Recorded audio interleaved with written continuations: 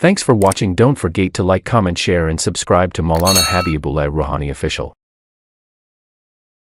وَهَذَا كِتَابٌ أَنزَلْنَاهُ مُبَارَكٌ مُصَدِّقُ الَّذِينَ بَيْنَ يَدَيْهِ وَلِتُنذِرَ أُمَّ الْقُرَىٰ وَمَنْ حَوْلَهُ وَالَّذِينَ يُؤْمِنُونَ بِالْآخِرَةِ يُؤْمِنُونَ بِهِ وَهُمْ عَلَىٰ صَلَاتِهِمْ يُحَافِظُونَ۔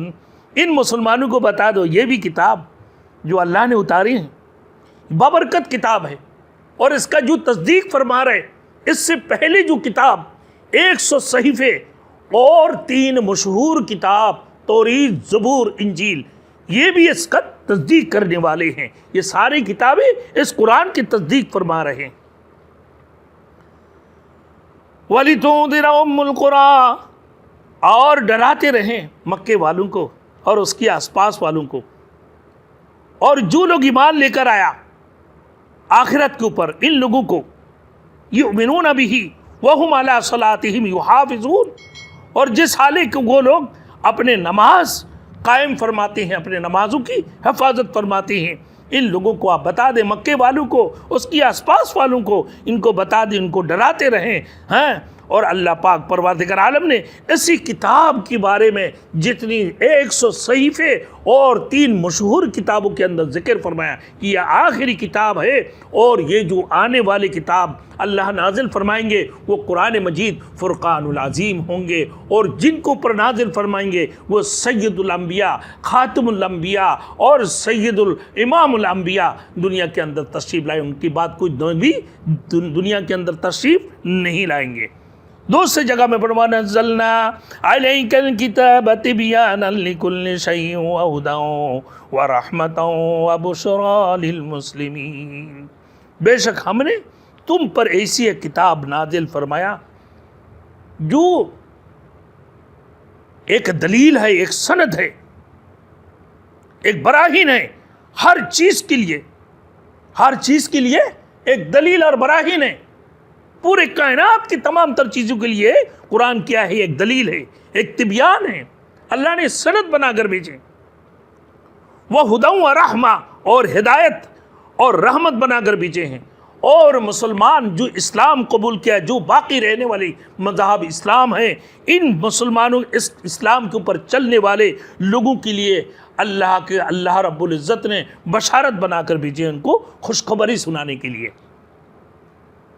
وَأَنزَلْنَا إِلَيْكَ الْكِتَابَ بِالْحَقِّ مُصَدِّقًا لِمَا بَيْنَ يَدَيْهِ مِنَ الْكِتَابِ وَمُهَيْمِنًا عَلَيْهِ فَاحْكُم بَيْنَهُم بِمَا أَنزَلَ اللَّهُ وَلَا تَتَّبِعْ أَهْوَاءَهُمْ عَمَّا جَاءَكَ مِنَ الْحَقِّ۔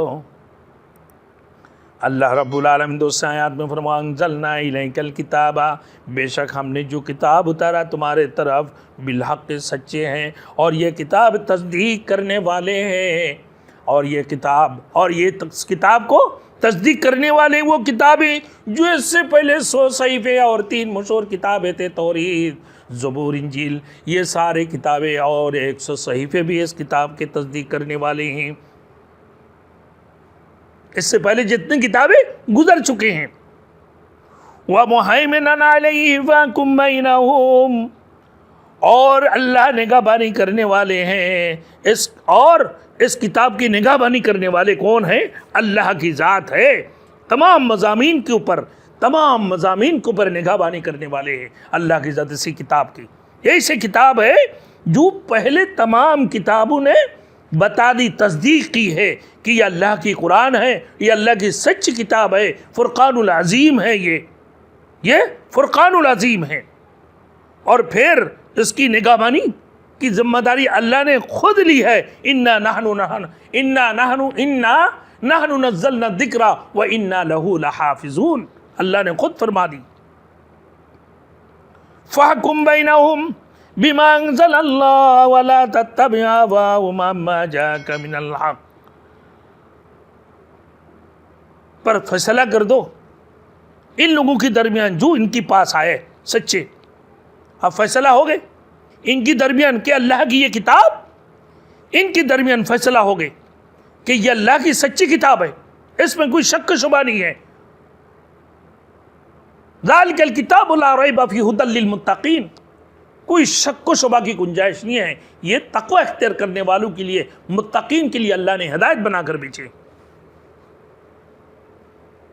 وَلَا تَتَّبِعْ هَوَاهُمْ، اور خواہشات نفسانی کے پیچھے مت ہو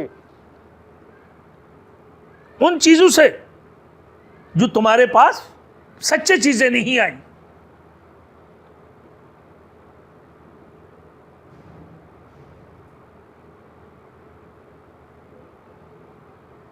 اللہ کی طرف سے جو سچی چیزیں نہیں، ایسی چیزوں کی یعنی ہمیشہ ہر وقت قرآن کے اوپر عمل کرو اور اس کی تعمیل کرو اور رسول مقبول صلی اللہ علیہ وسلم کی سنت کے مطابق چلنا. یہی ہے اصل صحیح انسانی زندگی، یہی صحیح اسلامی زندگی ہے، یہی اصل زندگی ہے انسان کے لیے. قرآن مجید کے اتباع کرنے میں مسلمانوں کے اوپر کیا ہے؟ فرض ہے.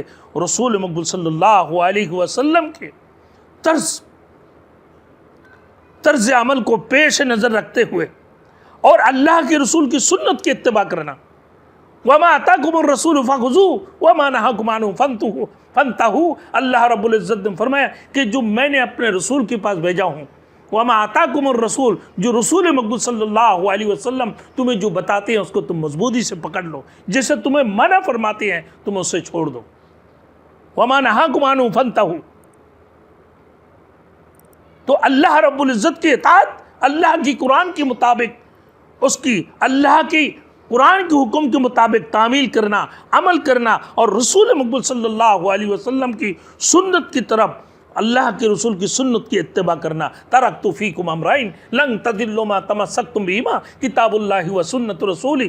رسول مقبول صلی اللہ علیہ وسلم کی حدیث ہے کہ میں تمہارے پاس دو چیز کو چھوڑ کر جا رہا ہوں، جو لوگ اس کو مضبوطی سے پکڑ لیں گے وہ کبھی گمراہ نہیں ہوں گے، اور جو اس کو چھوڑ کر بیٹھیں گے اللہ اس کو گمراہ کر دیں گے، وہ گمراہ، وہ تباہ اور برباد ہو جائیں گے، وہ کبھی بھی صحیح راہ ہدایت پر نہیں چل پائیں گے. فرمایا لقد کان لکم فی رسول اللہ اسوۃ حسنۃ لمن کان یرجو اللہ والیوم الآخر وذکر اللہ کثیرا. البتہ تمہارے لیے رسول مقبول صلی اللہ علیہ وسلم کی نیک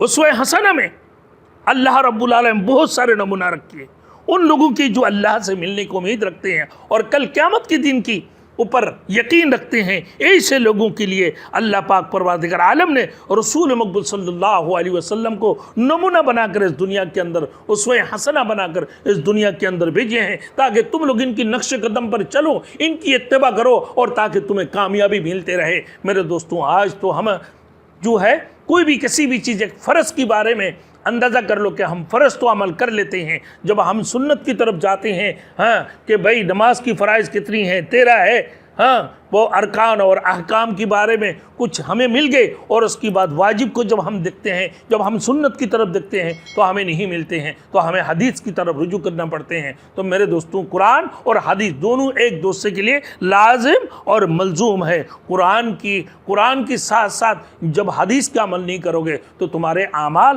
کامل مکمل نہیں ہے.